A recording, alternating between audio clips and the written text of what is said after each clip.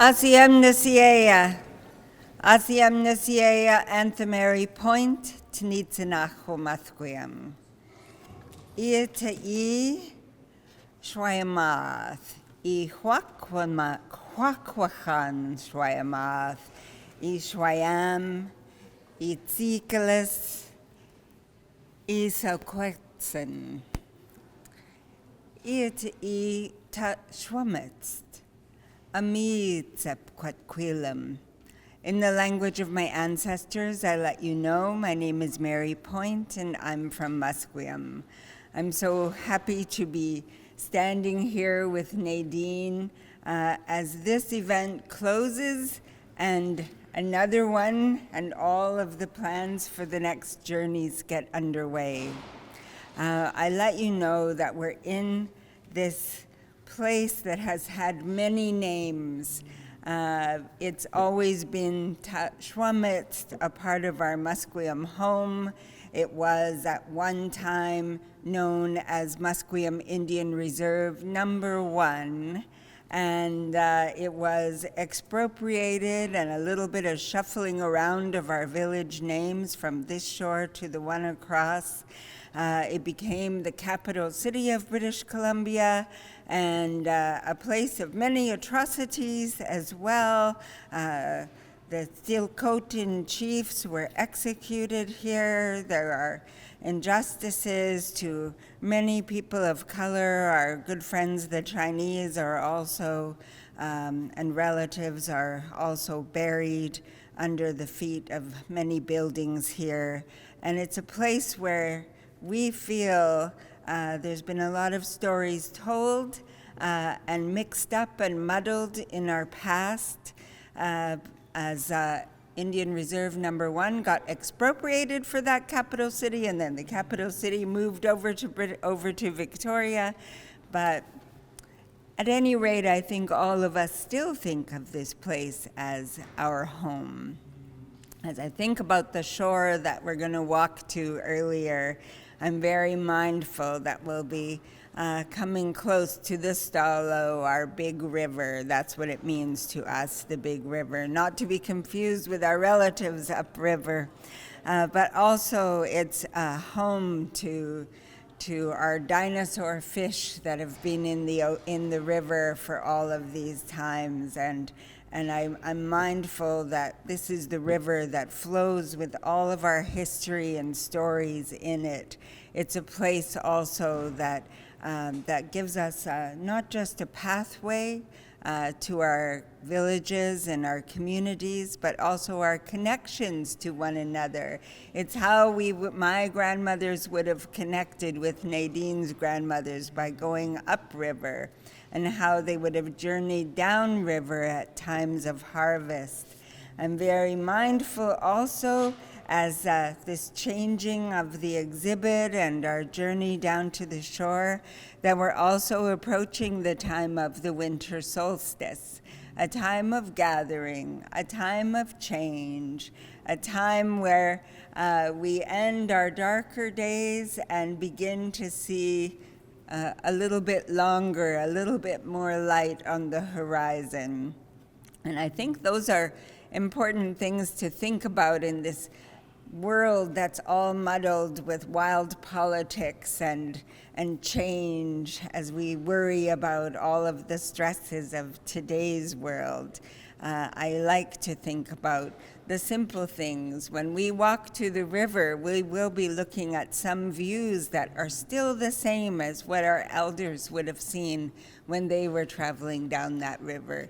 And that gives me great comfort to think about that, to think about they looked at these same trees, they saw the same characters swimming in the water beneath us, and just to think about that journey that this beautiful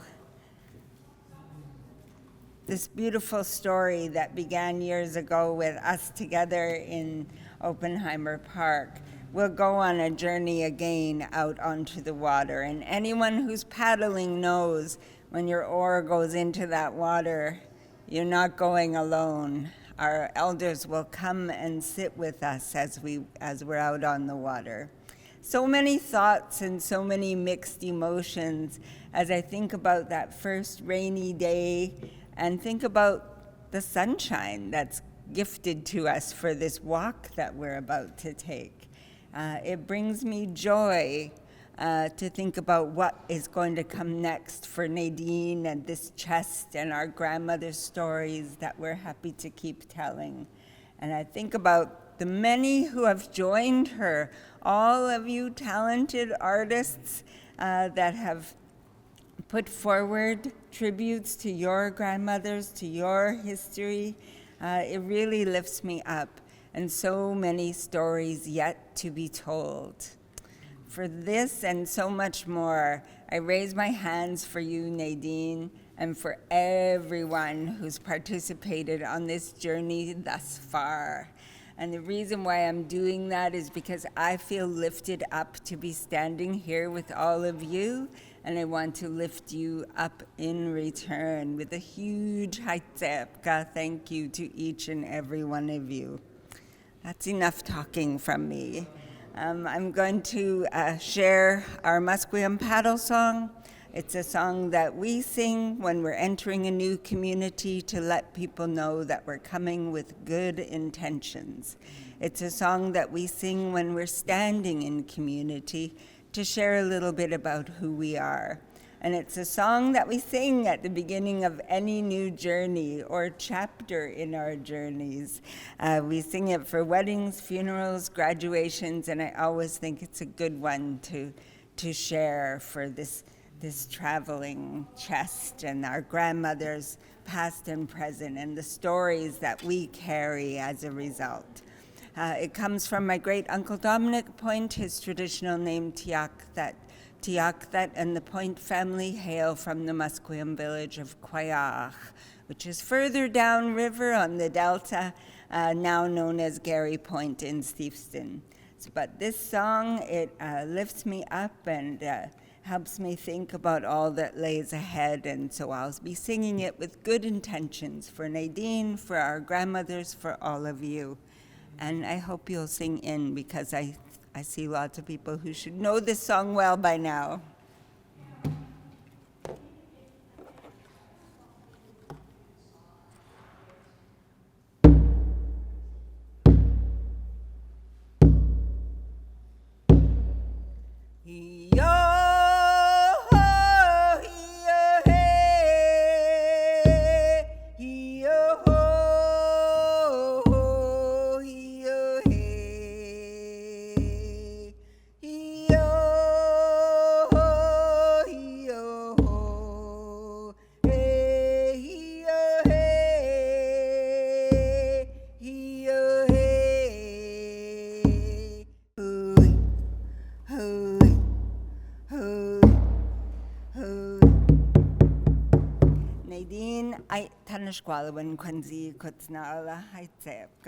My heart is full. Thank you so much, Mary. That was beautiful and touching as always. Your words are always so insightful, and hopefully if this was your first time listening to Mary speak, it won't be your last time. She has graced us with her presence at every event we've done here, and just beautiful. My name is Michelle. I work for the museum here as the curator, and I have been asked by Nadine to say a few words.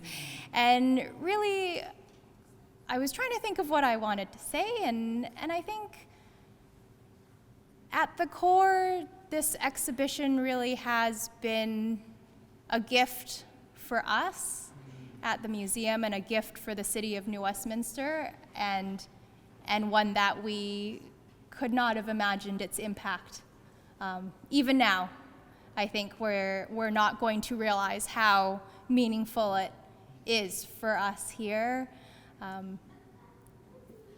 in the heritage context as a community. I think its effects will move on and continue to grow, just as the intention of this exhibition and of the journey, our grandmother's healing journey. It doesn't stop here. This is not the end of the journey, it's a new chapter of it, and especially for us, it is it is really, I think, a turning point for us to be able to embrace and move into action a lot of the things that we have been thinking about in terms of reconciliation, in terms of change, and really unearthing the histories that have been hidden and really turned into something else because of colonialism. And we're just so grateful to have the opportunity to build these relationships that will continue on and grow, and I know that we will continue to work with Nadine, of course, because we care about the meaning behind this exhibition, and we care about the meaning behind the journey, and it is one that will continue on and I think will grow, and I am so grateful to everybody here who is here, who has supported its time in New Westminster, and for sure this is not the last of it that you'll see. But just big thank you to Nadine and all of the artists and all of the supporters. It feels like every event, every time I go into the exhibition, it's like seeing a long lost friend again. So thank you, and I'll ask Nadine to come up to speak. I'm always told I'm really loud. Can you guys hear me? Okay. A little bit louder.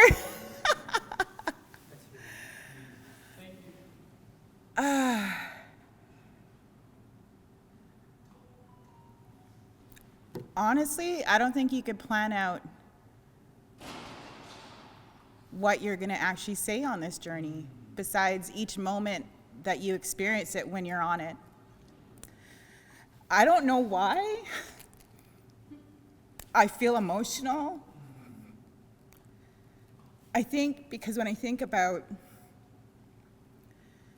you always have a dream to be respected, to be cared for, to be protected. And if you come from a country that was a part of the genocide, colonization, the racism that has been a part of so much destruction in your life, you don't trust very many people, whether it's in your family, your community, or on the outside. I'm really grateful for the people that have, regardless of who I am and who I'm not, that have taken the time to step forward to help. Don't ever think that the work that you've brought forward to assist me is not something that I appreciate. I look at where we're moving on in the future. I'm really grateful to the women that I work with here. When I first came in, I was honest about what I was feeling within the museum, how I felt about not wanting to pretend I was coming in to be that token Indian for people to work with, to make it look like they were doing their part with Indigenous people, to make sure that I provided the voice for the people that are actually from the communities that I work with that need to be able to speak up what's going on. When you think about us following the salmon, this must be what it feels like for them too, to when you leave home and where they're on and you come from the community where everybody's nurtured you and protected you and been a part of your life, like people who nurtured me, like Mary Point from the beginning, that stuck with me all these years for nurturing what this is. And not really knowing, but believing there was something about it. And yet, moving out now, it's almost moving out from people that have spent that time and invested their artwork or their feelings or their truth or their passion to leave the river like the salmon has, to leave their home, their surroundings, to open downriver to the big wide ocean, not really sure what you're going to face next. So as you follow that salmon, I also feel what it feels like too, to be like that salmon, to leave my nation, my home, and all those people that have been with me, for me to continue on to that ocean, to wherever that is going to bring me, just like the salmon has to when it leaves that big world. But just to know Mary, Stephen, people, Rita, Michelle, Becca, that have taken that time to listen to what I go through, and not just the good, but the difficulty of the challenges that you face as an Indigenous person, even to this day, in trying to move something forward when you really don't have tons of support because of the brokenness within our own communities, within our own families, under so many different structures and institutions. I have a new artist that come in, and I look at everything that's even negative that has happened on this journey was put in my path for me to learn something about myself, or about what the purpose and the strength of this journey is.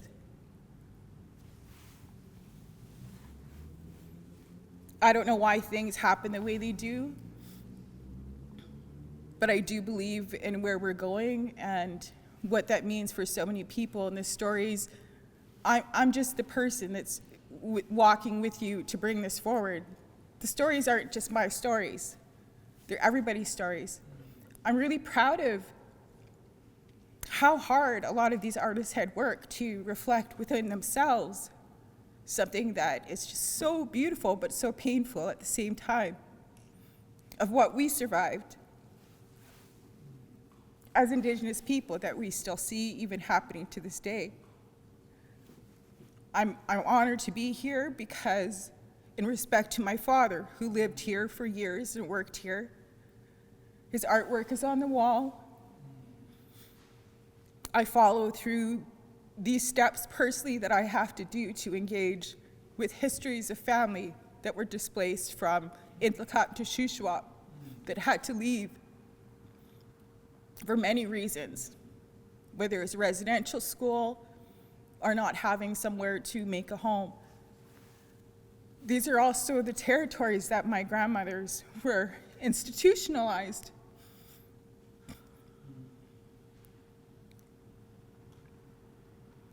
And this is also the place where I lost my brother to suicide.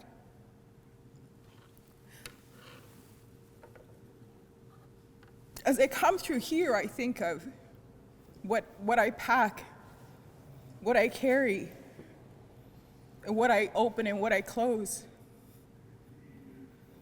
Or not just for myself and my family, but the community and others that have lost somebody in the territories and were not properly able to close them.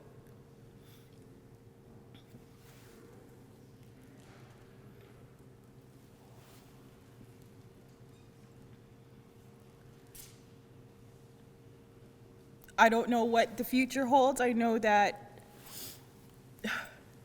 is it really running? Oh, thank you. Hold on.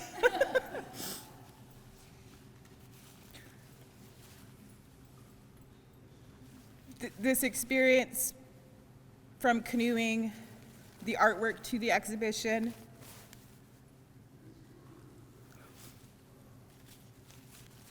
to carrying the artwork in, people taking time beyond their jobs, their 9 to 5,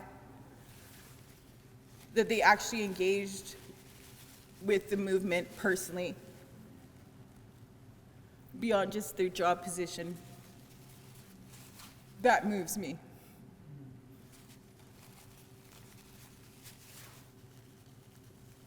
To know that,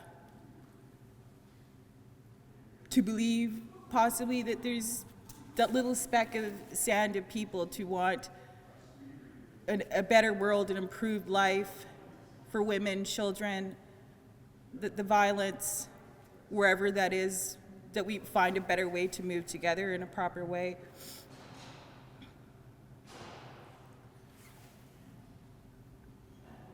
there's some people that could, they had them too. The people that could feel within our community, the people that could cry for the others that couldn't.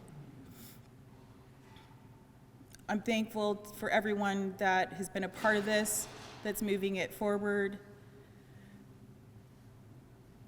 And I wanted to invite a new artist in that I had met on Burnaby Mountain, which I had been introduced by Dorothy. Just how things line up in life as well. Knowing where I had to be at the right point. And I was introduced to a lady on Burnaby Mountain that was doing the Burnaby Hug. And I always engage with people, and those are the first people I always engage with firstly, are the ones that are, to me, the land protectors. Above any nationality, that's the first thing that I see is someone when they're out there fighting to protect the waters, the salmon, the land, at any cost. You're my friend. So I met Sarah. There's good people like that too that I want to make sure when I come into a community, besides the people that are Indigenous from the territory, that I engage with people to support them for their work as well. Because it's not easy to stand up against the government when they're doing wrong and harming the waters and the lands. It's actually pretty hard. So I want to make sure that I also provide a voice for the people that have done that work. That they also recognize, Sarah, that the work that was done was not unnoticed, and it's important work. So I want to invite Sarah up so I could wipe my mascara off properly. Thank you. Oh my word. Hi. It sounds really loud up here. Can you hear me? Okay.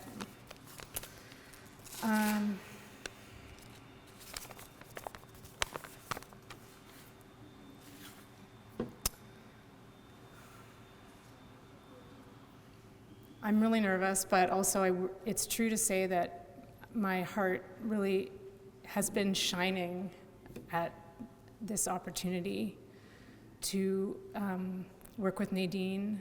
And ever since the first, she called me and she said, oh, I was thinking maybe you'd want to paint the carrier for the community elements chest. And like it was like a light.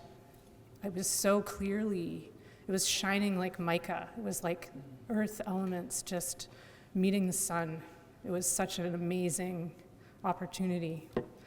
And so easy to say yes. Even though I didn't say yes at the time, I was like, no, there's no way I could do that. But I was listening to my heart. And also Nadine asked me to work with my son, which I did. I'm gonna take a step back though and try something I've never done publicly. Fisker ma is Misha Sarah Ross, ha mi tamagami agus tikaranto, saun alaba hamo shiseran agus erin. 168 days on Duolingo. In Scottish Gaelic, I just said to you, my name is Sarah Ross. Good afternoon, firstly. My name is Sarah Ross. I'm from Temagami in Toronto. My ancestors are from Scotland and Ireland. So working on that one. My ancestral tradition is from Scotland and Ireland. So I also want to say thank you. I've already sort of said thank you to Nadine, but I also want to thank Nadine's family for sharing her with us.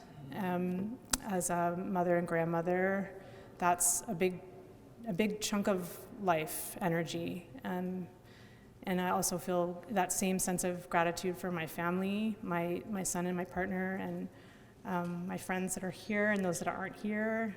Also my plant friends, and those ones outside my door, and the plant medicines, also water, which is and birds. There's a lot of beautiful gratitude that I think that all these things that have got me into this place to be standing here in front of you. Okay, so As Nadine mentioned, I met her on Burnaby Mountain, and I think, Nadine, you had just been displaced, actually violently in a way, by forest fires and then floods. And she found her way to the lower mainland here. And yeah, we met, and I was, and still am, a land protector and a water protector. And many of my sisters and brothers or friends of that work are here today as well. And I remember talking with Nadine back at that time and just really resonating with her and her work and her vision. And so yeah, she's asked me to paint this carrier for the Community Elements chest. And I was thinking I could say some things about the different sides. I will say that I've tried to focus on the elements because I know that part of the vision of this chest, which is, I think the vision is to recognize, as I think Rita was mentioning that it was Dorothy's vision, to bring all the people from all the directions together in protection of water. And so we have the white, the black, the red, and the yellow represented as a call for us all to come together through the elements and help to support the vision, Nadine's vision, and the emergent vision of this project, the Grandmother's Healing. It's not a project, it's a journey, Grandmother's Healing Journey. And so I focused on elements. I was going to start by talking about fire, but that's on this side. And this fall, I had a dream about, so I did a little ceremony with my mom and dad that was about my grandmothers. And my parents didn't know it was a ceremony, but I did. And it was around the time of Samhain, which is a traditional time when the veil between the worlds is thin, and so we call to mind ancestors. And so I brought out images of my grandmothers, and they were there. Their watches were there also, and my granddad's watches. So there were some strange things that came together, as well as beauty from the land. And 4 days after that, which for me is a marker and an important time to pay attention, I had a dream, and the dream was, bring the water to the fire. And the dream continued, though, because it was like, don't put the fire out. It's not about putting the fire out. And I've come to learn afterwards that bringing water to the fire, it's like when we have conflicts, when we speak truth, when it is hard, when people are fighting, when there's that fire energy, it is the water element that can come to soften and heal and unite. Not that everything is going to be a united vision, but just there's a healing force of water. So I wanted to paint fire under the chest side that Rita Wong's poem is on. Rita is someone that I know from Burnaby Mountain water protection work, and I just see Rita doing the work to support people daily, supporting elders, supporting water, supporting land, just support, and showing up also beautiful poetry about water, and her life's work seems so connected. So that's why I put fire underwater, which seems like, I don't know. And there's also on that side, there's a lot of stories. The only one I'm going to say is about, there's like a little prayer. There's some sparkle emoji in there because not necessarily this prayer, all the different ways we pray. That's also, I think, an important part of the healing journey. And next I want to introduce the birds. These are two birds that have stopped pipelines that are represented on there. Of the 4 birds that I know that stopped the Trans Mountain Pipeline, the Anna's hummingbird was the first, and a mother hummingbird who was living by the Burnett River, so-called Burnett River, her nest was destroyed, and as a result, the pipeline work was stopped for 5 months. And I'm one of the founders of the Community Nest Finding Network, so we actually did the work to go find nests. That was when we discovered that they were protected by law. So it was, I don't know how many of you heard of the story of the hummingbird stopping the pipeline? Yeah, I got some hands. it kind of spread this like, what, a tiny hummingbird stopped a giant pipeline? And I think it brought hope to people who maybe had lost hope, or that it was a hopeful moment. So the hummingbirds on there, also in her habitat, which at the time when that pipeline stoppage happened, the oso berries, the little wild plums, were in full bloom, which is the first spring bloom. And there we were out, on the land there, searching for these tiny, tiny nests. And there's the second bird that's on there is the red-breasted sapsucker, which a year later stopped the pipeline in Chiam up the river near Chilliwack. And I learned from matriarch Denise Douglas, who was helping at the time, that red-breasted sapsucker is in fact like the ancestor of ancestors. Red-breasted, I know Ronnie Dean can tell his story way better, but red-breasted sapsucker was like the parent of the two transformers that like went to the east and then came back and shaped the land. It's like the cosmology of this place. And that bird stopped the pipeline, and it was no accident. We were there looking, and it's not because of me. It's because the bird stopped the pipeline. Like, this is what's happening. This is the time we're in of possibility and transformation, and really like moving towards our hearts about what is important and what we need to work on.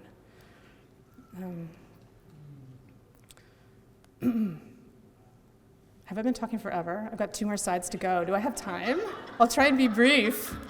I want to talk about water, because you can see, maybe you can't. You see the water that's facing you there? Because my son was like, I don't know, is that water? The water on this side, this is inspired by, I'm just going to check my notes for the name reference. Do you know the song, Our life is a circle and we are all together. A stone drops in the water and ripples on forever. I didn't plan to sing this. I'll carry you always in my heart. Anyone? Some people know the song. I see some nodding. This was the song that inspired this piece for me. And it's written by, the song was created by, I'm not going to read all these notes.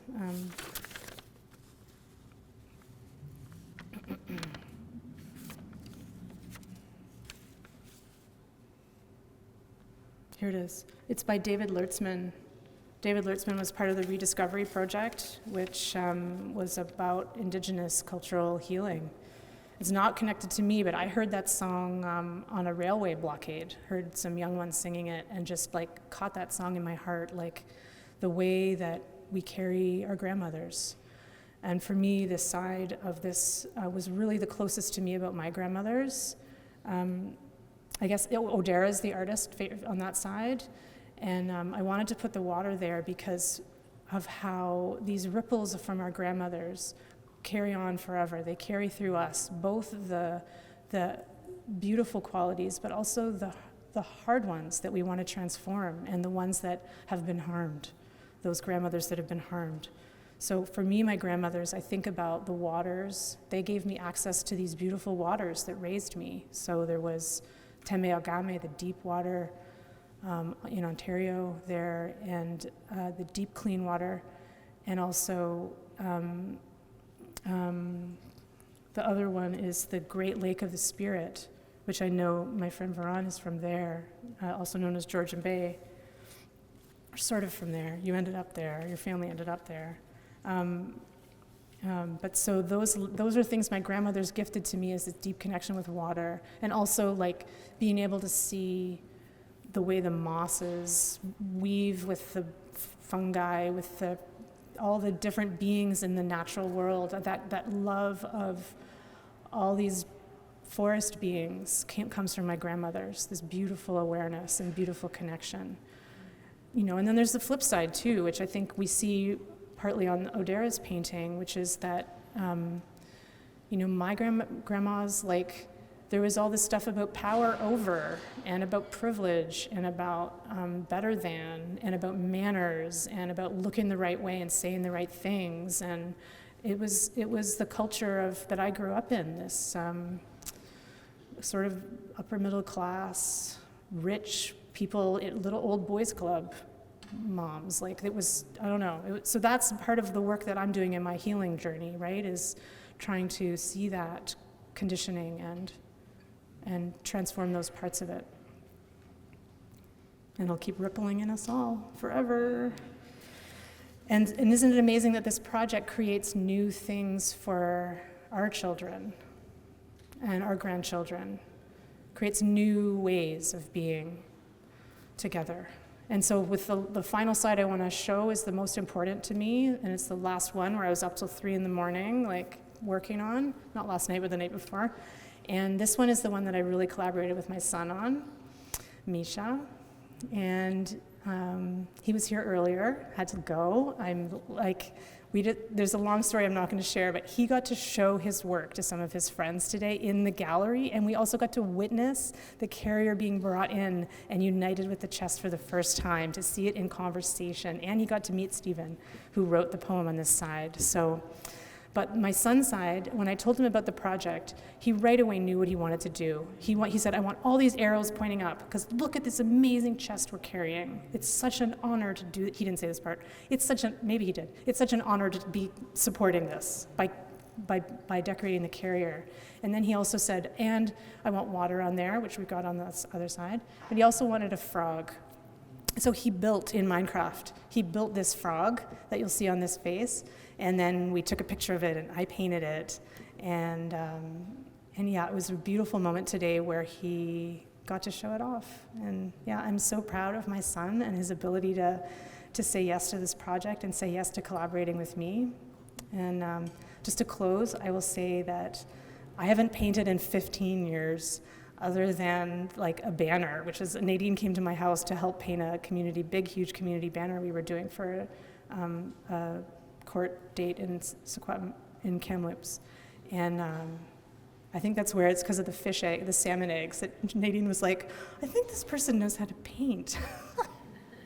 I haven't painted in 15 years, and honestly, to have the invitation to paint with my son and to collaborate with you, Nadine, and with all the amazing artists of this project, I'm so honored and look forward to how this work, with its life of its own, the places it will go, and yeah, and I'm willing to take, I hope I haven't put anything terrible in there, but, just may it be good. Thank you all.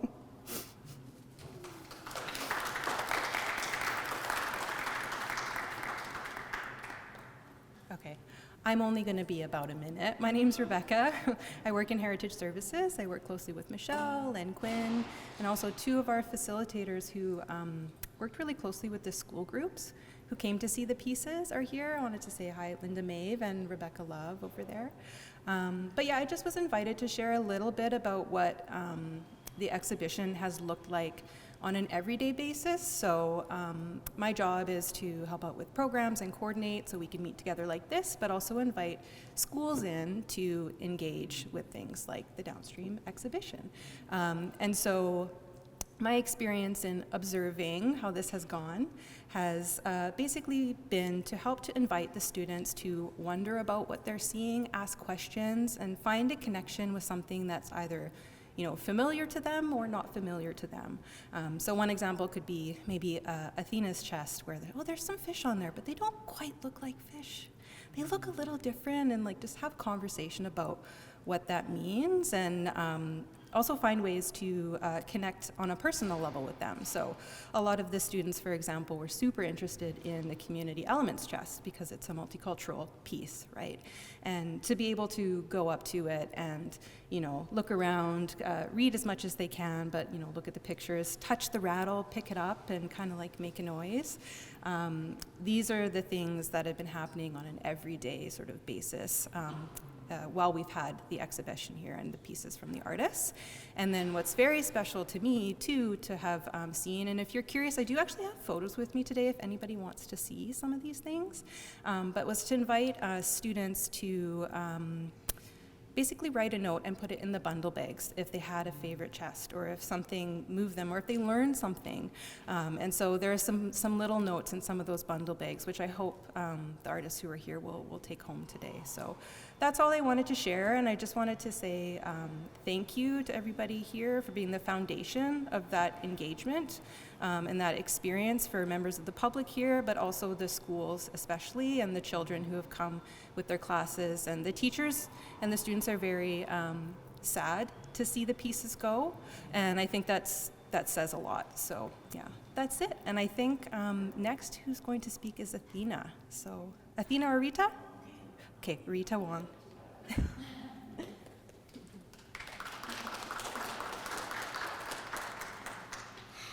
Thank you so much. I'll keep it brief. I just wanted to thank Mary Point for reminding us of the history, the present, and I think the future here.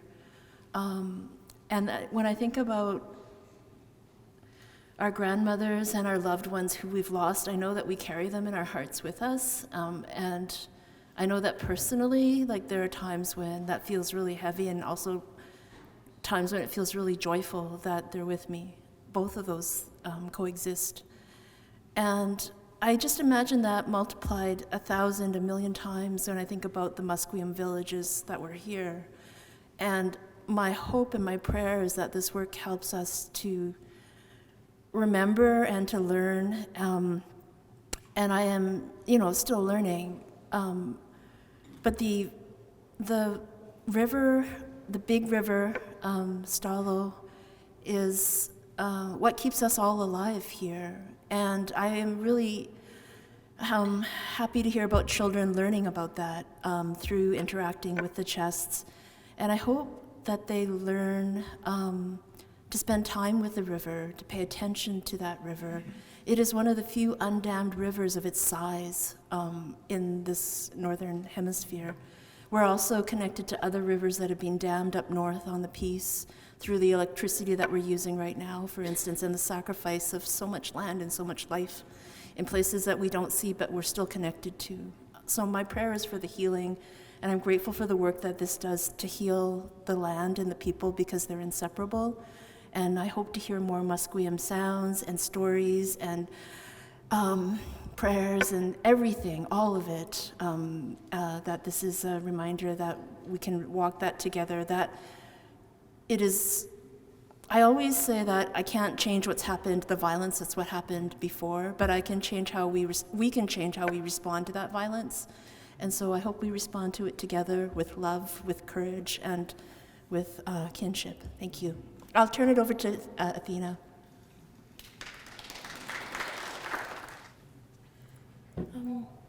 Everybody, my name's Athena Pika. I'm one of the artists part of the honoring our grandmother's healing journey. I also carry the name Nashmin Tanat, which means go-getter woman, which was given to me by Jerry Ullman. And I was also given the name Hui Hua. I'm still practicing it. I got to practice that X from Shane Point, which means echo.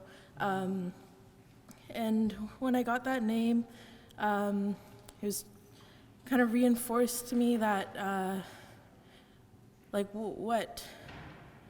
what I understand as my role as an artist is to echo my teachings and my teachers in what I do.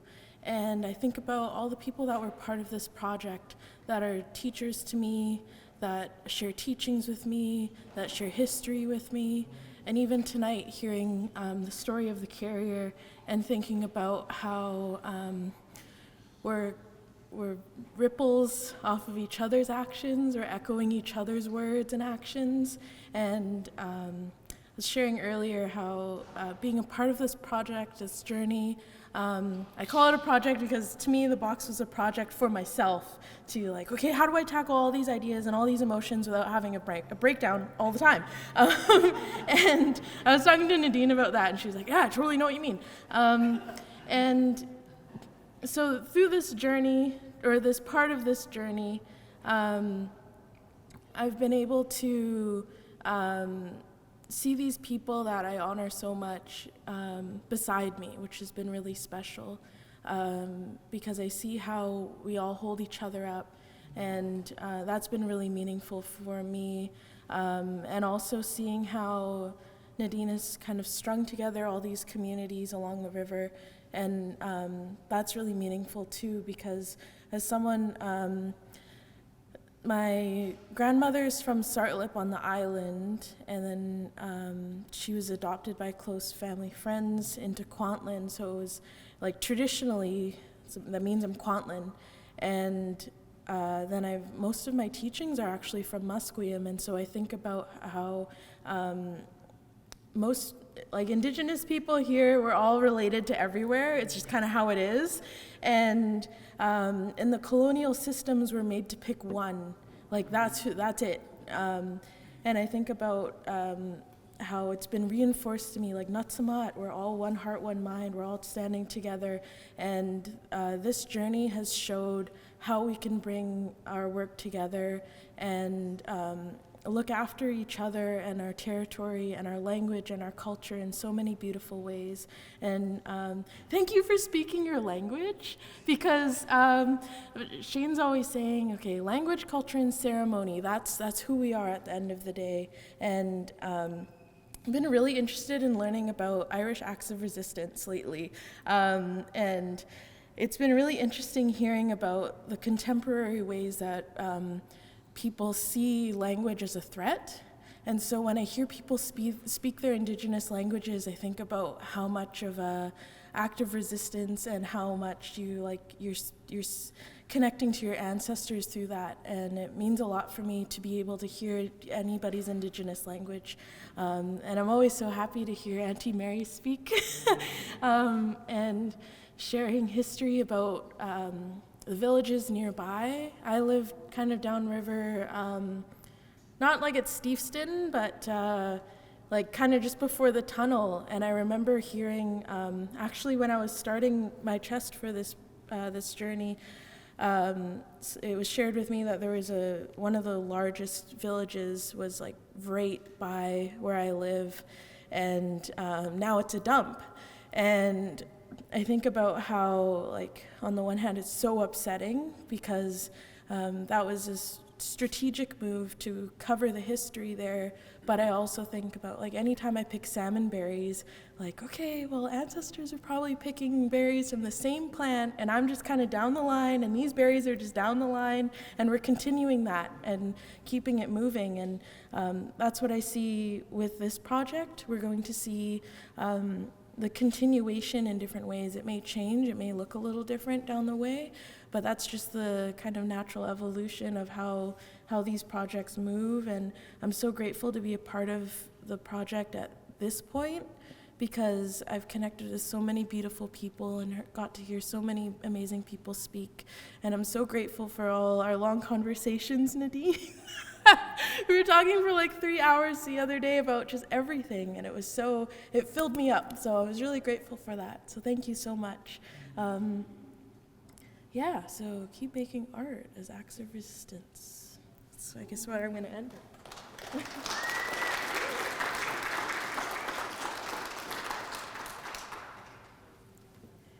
It's strange to think about this as a closing, because we're about to go on a walk for those who are coming on the walk, and then the chest is going on a journey.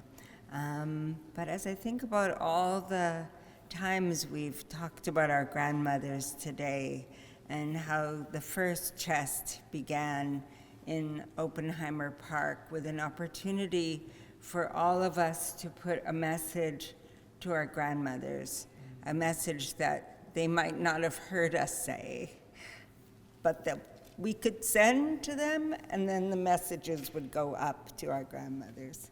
So as I think about that first day and the red dress that I wear for the atrocities to our women that still carry on, that impact our grandmothers, our aunts, our sisters, our cousins, our daughters, safety is still a concern to us. And being free to be who we are is so important. And it's something, though, that our grandmothers instilled in us, the freedom to be who we are, and the memory of a time when they were free, still carries on in our stories. So to close, I was thinking, what do I want to sing? I think the Women's Warrior song. I haven't sang it for a while, but it's, for those who don't know, it's a song that's kind of mysterious because it has been received around the world in different communities by different knowledge keepers and women. In these parts, though, I have permission to sing it from Martina Pierre of the Lil'wat Nation. And she received the song when she was in a sweat in prayer for her daughter. And it's a song that she says when we sing at times like this, we slow it down, and it's sung in rounds. So the first round is for Mother Earth and all that we receive from her. The second round is for all the women in our lives, past and present. The third round is for our friends and family. And the fourth round is for our ancestors. And we ask that all visitors tread softly, because we walk where they once walked and where many still rest. In the fifth round, I want to raise our hands. I'll raise my stick. We raise an open hand, not a fist, because we're going to pray for our grandmothers. And in the sixth round, we'll say our own prayers. And I'm saying we intentionally because I want you all to sing.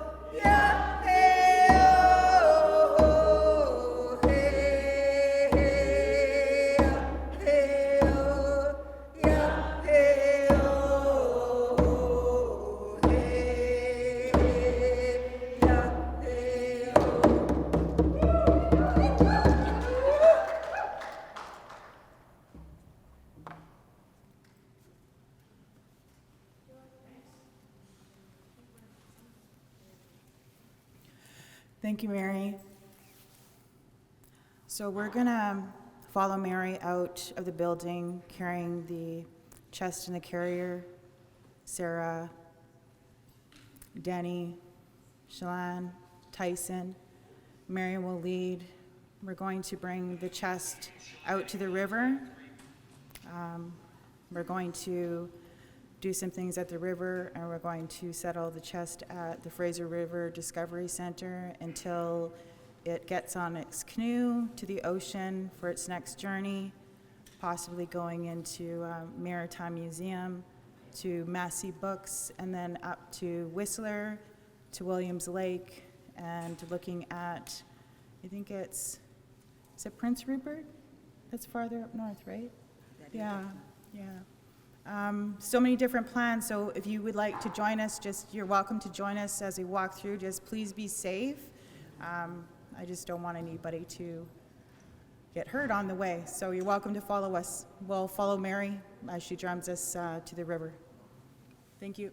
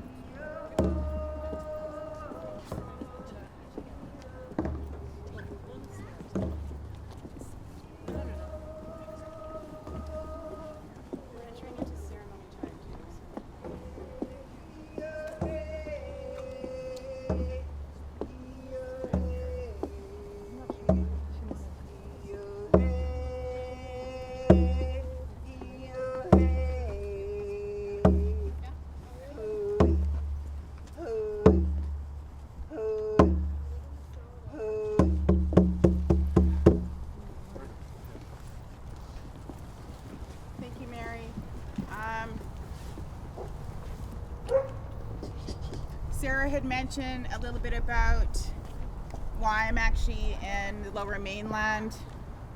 After the fires of 2021, the flooding of 2021, I was displaced. Before this journey had actually started, I collected in Intlakatlan territory in the Nicola River, the Thompson River. I collected the earth and rocks and the branches of where my grandmother was born and raised, between Spence's Bridge and Merritt. One of the grandmothers that actually had died on the streets for my purpose of this journey. I collected the water before the flood, right after the fire, and I've been carrying it with me ever since. This represents, I think, to me, the journey of me catching up to myself from 2021. The waters that flow, my connection to Mary and the women in the community down here from the high mountains and that circular water. But I'm feeling more balanced now, of that strength of people coming together, that the waters finally come back. And I'm feeling more settled with good people like yourself that are a part of this, and I hope continue moving forward with all of us.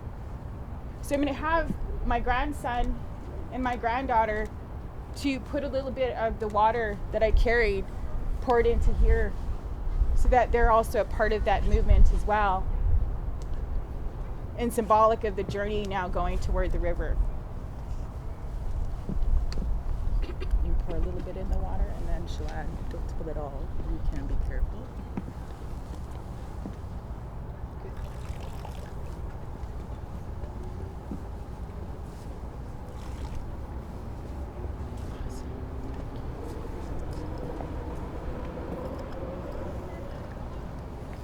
Thank you for being with us as we do this, for your strength and your well wishes, and that strength to help me move forward in a good way. Thanks for everything. We're going to move the chest within the Fraser River Discovery Center.